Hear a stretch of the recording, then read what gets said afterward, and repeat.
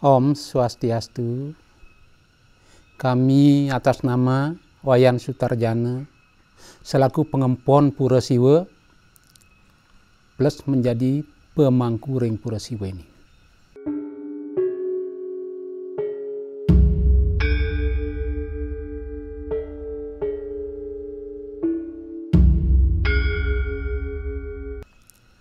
Mengawal dari kehidupan kami, dari awal, dari lahir kami dari Desa Pujungan, lahir tahun 1965. Kami lahir di keluarga yang paling termiskin di desa kami sendiri.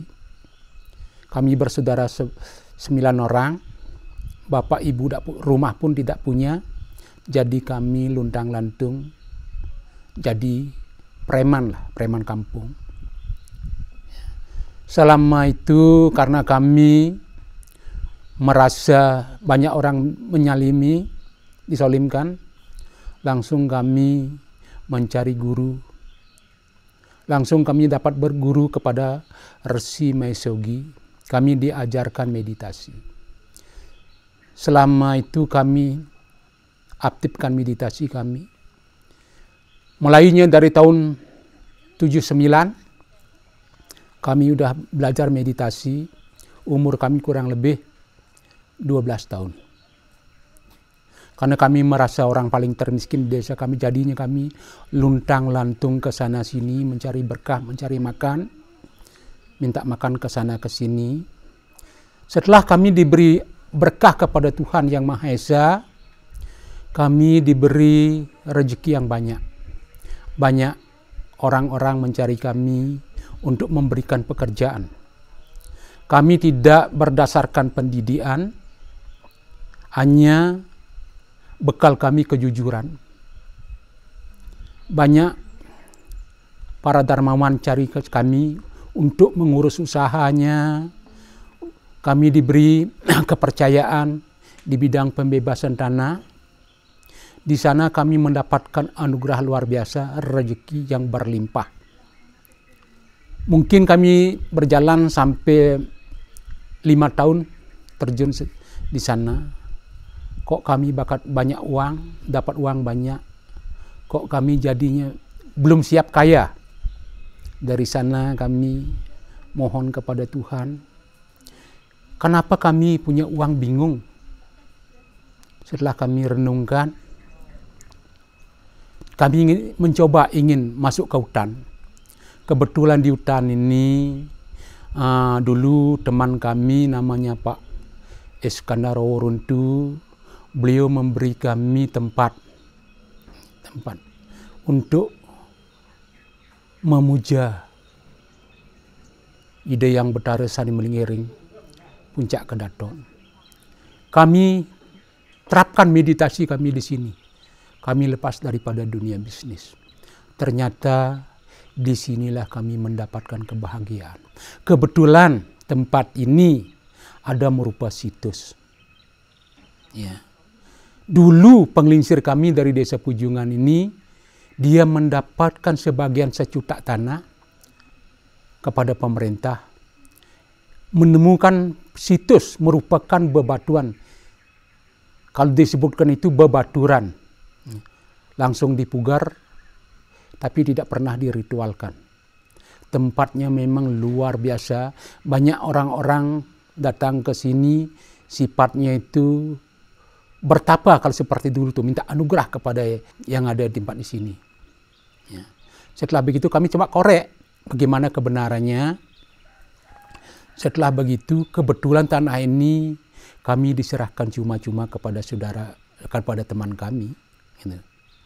Karena dia teman kami itu dia beragama Islam, kemungkinan dia tidak cocok tempat tinggal di sini. Nah, langsung kami korek tempat ini, langsung kami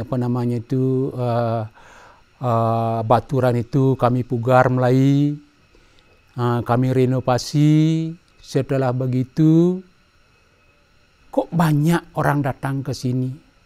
Pertama kali yang datang tuh orang gila. Karenanya saya pikir itu bukan orang gila. Dia ke sini itu seperti budaya kita berpakaian Bali, berudang dan lain sebagainya, bawa ritual. Setelah begitu, kok aneh sekali ini orang ini. Gitu. Saya pikir bukan orang gila. Setelah begitu, dia ngambil HP di sakunya. HP-nya itu langsung diinjak pakai kakinya. Kok saya bingung. Kok bagaimana orang itu? Saya tanya. Dia bilang, Pak Mangku, saya sudah keluar masuk rumah sakit Bangli. Gitu dia bilang. Di sini saya mendapatkan kesembuhan. Bukan 1 orang, 2 orang, yang itu 3 orang gila datang ke sini. Dan yang saya herankan, ada saudara kita datang dari sini, saya tidak sebut namanya itu. Dia datang ke sini membawa pejati. Dia mohon bantuan kepada saya untuk mendoakan. Apa yang saya harus doakan gitu. Pak Mangku, saya datang ke sini, saya bukan sembahyang. Oh, kok Bapak tidak sembahyang? Bapak kan bawa ritual. Untuk apa? Saya memohon. Apa yang Bapak mohon? Saya mohon uang banyak. Saya tidak mohon kesembuhan, tidak mohon kesehatan. Saya orang sudah sehat, gitu dia bilang. Kok bingung saya? Sampai 1 kali, 2 kali, apapun permohonan dia itu, tetap saya didampingin untuk membaca doanya. Apa yang dia bilang harus saya doakan itu, gitu. Bingung jadinya saya. Apakah saya tidak melayani orang gila nih? Sampai 1 kali, 2 kali, 3 kali bermalam-malam dia menggedor saya sampai jam 12, jam 10 itu. Setelah begitu karena saya merasa terganggu. Apakah saya salah ini? Saya melayani orang gila, saya bilang begitu. Setelah begitu dia bilang, Pak Mangku, saya akan datang ke sini disuruh mekemit istilahnya. 1 bulan 7 hari. Loh kok lama sekali? Ya begitu bisikan dari beliau di sini. Saya persilahkan dia. Karena apa tujuannya? Dia minta uang banyak. Uang banyak dia tidak punya. Mobil sudah ada katanya 8. Dia tidak minta kesembuh. Dia sudah orang sehat. Heran saya dengan orang. Bagaimana kebenaran sebenar tempat ini gitu loh. Setelah lama-kelamaan udah habis bulan 7 hari itu. Pak Mangku, saya harus pulang. Saya harus kerja. Nah, saya biarkan, silahkan kalau Bapak pulang. Tuh. Apa yang Pak inginkan, mudah-mudahan Bapak mendapatkan rezeki itu dari Tuhan, dia bilang itu. Setelah itu, mungkin tidak ada sampai 2 minggu dia datang lagi. Membawa uang 1 koper ke sini. Gitu. Pak Mangku, saya sudah dapat uang. Sekarang Pak Mangku ingin berbuat apa, saya akan bantu. Oh maaf, di sini belum ada perencanaan apa-apa, jangan dah saya bantu dulu. Saya heran, dia ke sini minta uang kok benar-benar dia dapat uang dari mana ini? Setelah begitu saya tanya ajudannya, di mana bos kamu kok dapat uang banyak sekali? Pak Mangku jangan heran Pak Mangku. Saya jadi maklar tanah, sebenarnya bos saya 3 kali ngena di bukit. Bingung saya, oh begini. Saya pikir Tuhan itu kan tidak mungkin dia memberi uang secara nyata, itu tidak mungkin. Mungkin udah karmanya dia harus memohon rezekinya, dia mengawal dari sini Tuhan untuk membuka pintu rezekinya. Baru pelong jadinya saya.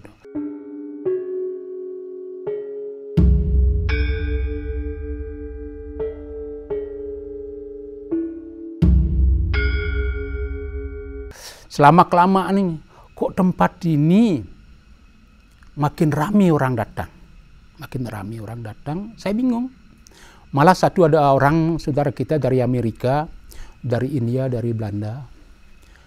Dia menyatakan saya keliling dunia untuk mencari aura siwa. Di mana sebenarnya sinar beliau ada di dunia ini. Saya penyembah siwa. Dia pikir aura beliau ada di Gunung Semeru. Ternyata dicari di sana tidak dapatkan apa-apa. Disinilah dia dapatkan di Gunung Batu Karu ini. Tepatnya di kaki Gunung Karu bagian barat ini. Disinilah tepat. Maka beliau pesan sama saya, Pak Mangku, saya titip tempat ini. Tempat ini akan mendunia. Tolong nanti jaga tempat ini. Saya pikir tak mungkin tempat ini sekecil gini akan mendunia. Itu kan mustahil gitu pikiran saya. Apalagi saya belum pernah saya mempelajari Pak Mangku secara itu belum pernah sama sekali karena saya awam tunastastra gitu. Saya tidak pikir. Ternyata benar setelah begitu saya habis dari Pasipuranya ini berapa rupang patung yang saya bangunkan dan plus kebetulan di sini saya temukan dulu batu itu merupakan lingga yoni. Saya langsung diupacarai, diplas-pas. Ternyata habis itu memang betul-betul meledak umat. Bukan dari Indonesia, dari luar banyak sekali. Malah saya tanya, orang yang datang itu ada merupakan agamanya itu agama Islam, ada Kristen, ada Buddha, ada Konghucu. Bingung saya. Setelah begitu saya mohon kepada Tuhan, terutama alam semesta di sini, apakah boleh saya menerima di luar daripada agama? Kok saya dapat bisian? Memang tempat ini sifatnya universal. Jangan kamu memandangkan agama. Agama itu tujuannya satu, itu beliau bilang itu. Siapapun itu baktanya aku. Yang saya dapat bisian ini Sugara Pugulun dari Yang Maha Dewa. Setelah begitu, saya tanya banyak orang-orang datang ke sini itu. Apa sih yang benar yang kamu cari ke sini? Dari mana kamu tahu tempat ini? Nah, kebetulan ada yang mengatakan karena dari bisian, karena dari mimpi, itu alasan dia. Pertama kali ada biksu dari Amerika datang ke sini karena mimpi dia bisa tembus ke sini. Ada dari Belanda karena mimpi tembus di sini. Saudara kita India banyak sekali ke sini. Sudah begitu, bagaimana nanti sampai apakah saya tidak salah untuk menerima luar daripada agama? Saya bilang begitu kepada Tuhan. Tidak. Yang penting tolong budayanya. Ikutilah budaya kita di Bali ini. Itu yang saya pertahankan itu. Kalau masalah ritual itu tidak bicara sesuai dengan keyakinannya. Saya udah bilang kepada saudara-saudara kita, oh kamu saudara Islam ke sini, jangan lupakan nabinya kamu. Hanya beliau menjembatkan kamu menuju jalan Tuhan. Itu pertama kali doa kamu. Kalau memang saudara Kristen, Yesus tolong itu. Itu adalah para dewanya kamu. Hanya beliau mengantarkan kamu ke tempat Tuhan. Semua hanya cuma saya sarankan begitu-begitu aja lah. Saya tidak berani kita menyuruh dia secara kita harus pakai kitab Weda apapun itu ya sesuai dengan keyakinan dia, caranya dia. Gitu. Akhirnya banyak sampai sekarang tuh banyak sekali yang membantu saya, saudara-saudara kita dari Buddha, dari Kristen, dari Islam. Dia malah saya membantukan membangun pura ini. Seperti sekarang ini, saya kebetulan saya merenovasi Lingamida Betaro Siwa. Ada ngirimin saya uang sampai 100 juta, 50 juta. Jadinya saya tidak bingung itu untuk membangun pura ini. Gitu. Pengempon pura ini saya terus terang aja, sementara ini keluarga, bukan dari Pemda. Jadi selaku pengempon saya pengemong umat sedharma, sifatnya universal, tidak siapapun silahkan datang ke sini. Karena apa sebabnya itu kami dari dulu kami punya program kalau kamu ingin bahagia, yang penting kami bahagiakanlah sesama dulu. Semua saudara di dunia, tidak ada orang lain sebenarnya.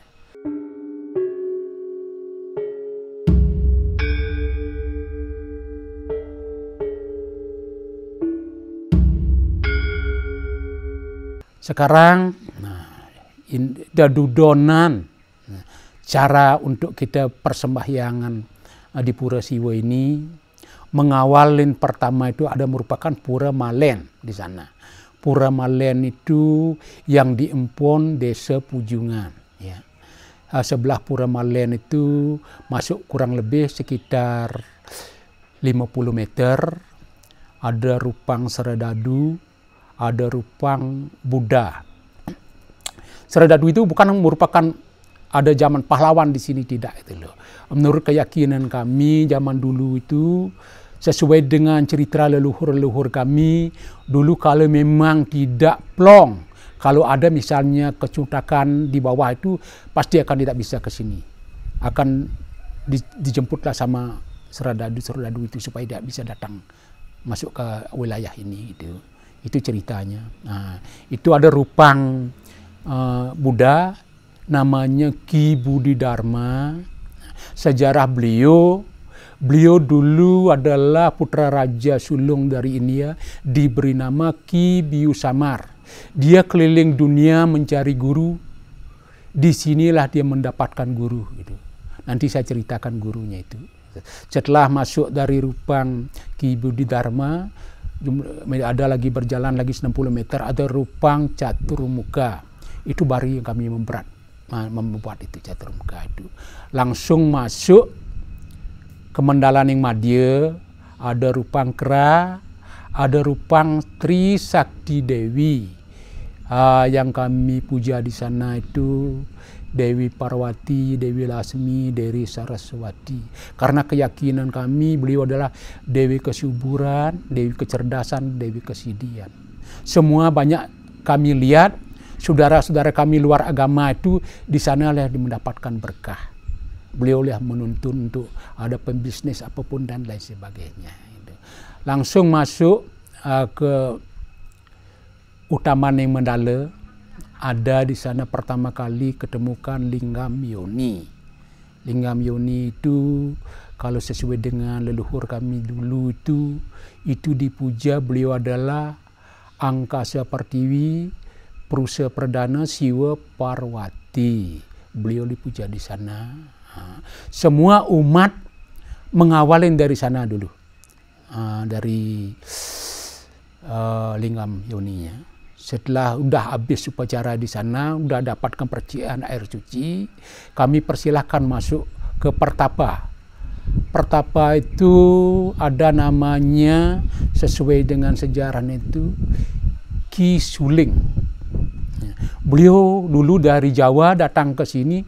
Sebelum beliau mendapatkan anugerah, beliau namanya Ki Guplo. Setelah dia meditasi di sini berlama-lama, diberi anugerah oleh Siwa Mahadewa, diberi kekuatan suling sakti, diberi nama Ki Suling. Itulah gurunya Ki Budi Dharma di sini. Ki Budi Dharma dapat dia berguru kurang lebih, kalau tidak saya salah itu 18 tahun di sini. Itu. Bagi para pemuda setelah dia habis dari Linggayoni, saya suruh naik ke sana untuk sujud sungkem, mesaduhajang, memberitahu keinginannya, tujuannya kepada beliau. Setelah sujud sungkem, baru kami lukat di sana. Tentang penglukat ini perlu kami sampaikan sedikit. Melukat di Pura Siwa ini ada sarananya. Pertama, satu sarananya itu kelungah nyogading. Kedua, harus pakai sekar berwarna 3, bunga berwarna 3. Sanat Jepun Cempaka. Itu melambangkan Trimurti, Brahma, Wisnu, Siwa. Biasanya setelah kami blessing, kami harap sekarnya itu diambil, dimakan, dikunyah, ditelan. Kejadiannya banyak sekali keanehannya di sini. Biasanya setelah dia makan bunganya itu beribu orang, bukan beratus orang. Ada yang tidak sadarkan diri, mungkin ada yang kena racun dulu, keluar darah, keluar tempurung, kulit tempurung itu bagian yang kena racun itu pasti akan keluar di sini.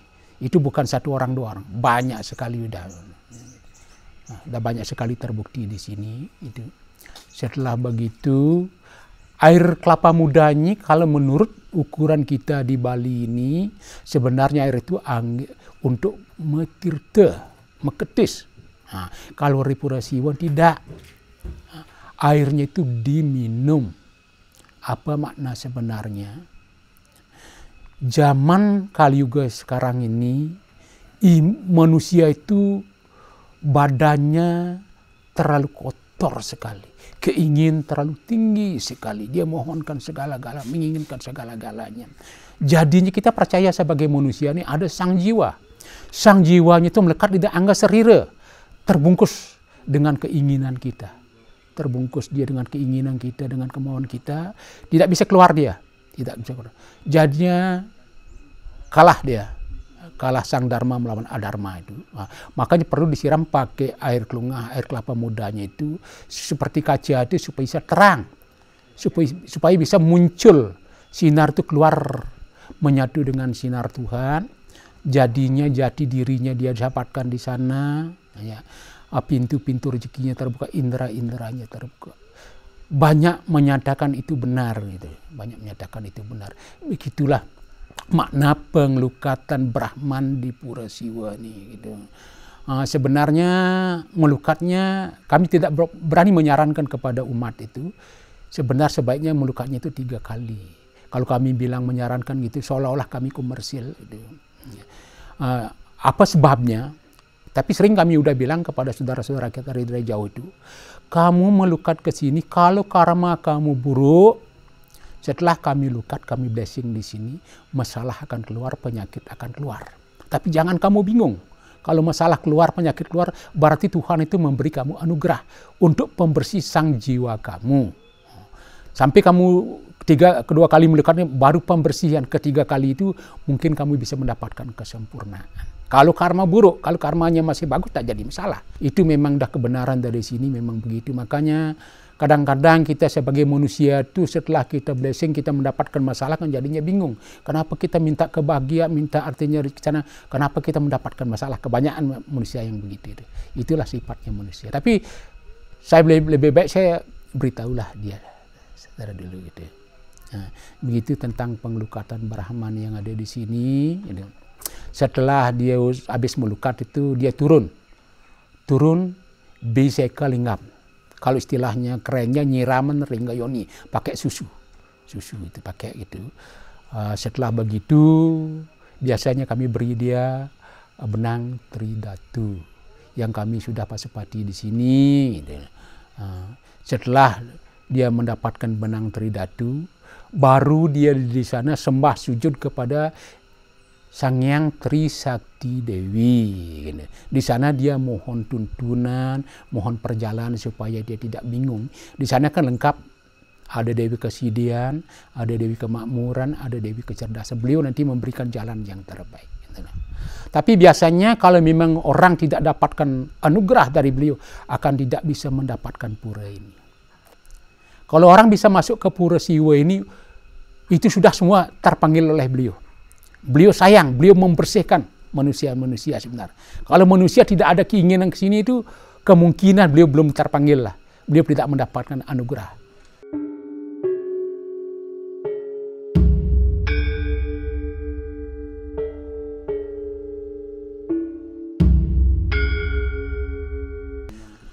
Kalau Bantennya itu kami sarankan kalau non agama itu sesuai dengan keyakinan dia. Kalau kita umat Hindu, kami sarankan Pejati, 3 Pejati. Tempatnya itu pertama kali di Linggayoni 1, di tempat pengelukatan 1, di situs di tempat Kisuling 1 di sana. Penjatinya ya. Lain itu kan banyak saya lihat tuh bawa sajian, misalnya bawa sodan, canang sari, pelinggih-pelinggih kan banyak juga di sini. Ada Ratu Nyomannya, ada ancang-ancang idenya, gitu. Ada Sri Ganesnya, kan banyak sekali tempat-tempat di sini. Utamanya itu dah cuma di Linggayoni dan di Mahadewi dan di situsnya di tempatnya Kisuling. Gitu. Maharsi itu Pejati. Kalau tidak 1 aja cukup. Hanya di Linggayoni aja kami taruh, kami kan sekalian doakan dari sana aja. Udah jadi pahala. Makanya kalau luar daripada agama, biasanya kami lihat tuh ada juga saudara kita Islam ini dia lengkap, pakai pejatinya, budayanya lengkap, kebanyakan yang lengkap gitu loh. Kalau saudara-saudara kita dari Chinese itu buah aja banyak yang bawa. Kalau saudara kita dari Kristen tuh kadang-kadang saya lihat banyak dupanya yang dibawa. Gitu. Tapi dipersilahkan aja. Yang penting tujuannya fokus sujud kebaikan gitu lah. Tidak ada istilahnya. Kami yakin orang masuk ke sini itu pasti niatnya baik. Apalagi zaman sekarang ini banyak orang datang dari luar. Yang saya lihat itu saudara-saudara kita dari Rusia yang banyak sekali di sini. Malah dia meditasi dari Rusia, dari Belanda. Itu saya lihat mantap, luar biasa meditasinya itu.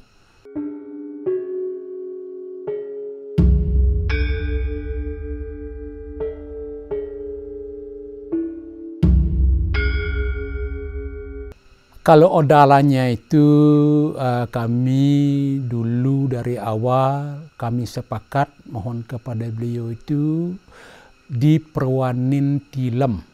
Menurut sasih, kami ngambil sasih sekali, sasih kapat di Perwanin Tilem. Dari sana lah kami. Apa sebab kami di sana itu dulu pernah kami sebelum kami merenovasi puranya, kami coba meditasi di depan situs sana. Kok beliau memancarkan sinar sucinya. Kami kebetulan dengan orang banyak orang melihat. Gitu. Di sana dia menurunkan sinarnya, jadinya kami ambil ulang tahunnya di sana lah jadi tepatnya. Maka dari itu, makanya aneh sekali tempat ini. Sekarang ini yang kami membingungkan tuh banyak orang mengirim patung-patung, patung Siwa, patung Ganesha, patung Buddha berpaket. Entah dari mana datangnya kami kurang tahu. Nah, kami simpan aja, itu merupakan barang bagus, kami simpan aja. Kami dah mohon kepada beliau di sini dulu pada awalnya, kami siap jadi pelayan, kami tidak ingin kesaktian, kami tidak ingin kekayaan. Kami pernah kaya bingung, ya penting izinkanlah kami sebagai pelayan Tuhan dan pelayan umat. Hanya itu aja permintaan kami. Baru di sini baru kami mendapatkan kebahagiaan. Dulu kami berlimpah uang itu tidak ada kebahagiaan di sana, hanya kesenangan aja. Kalau sini kami tanpa uang, tapi cukup bahagia. Bahagia itu di hati. Kesenangan itu adalah di pikiran kita.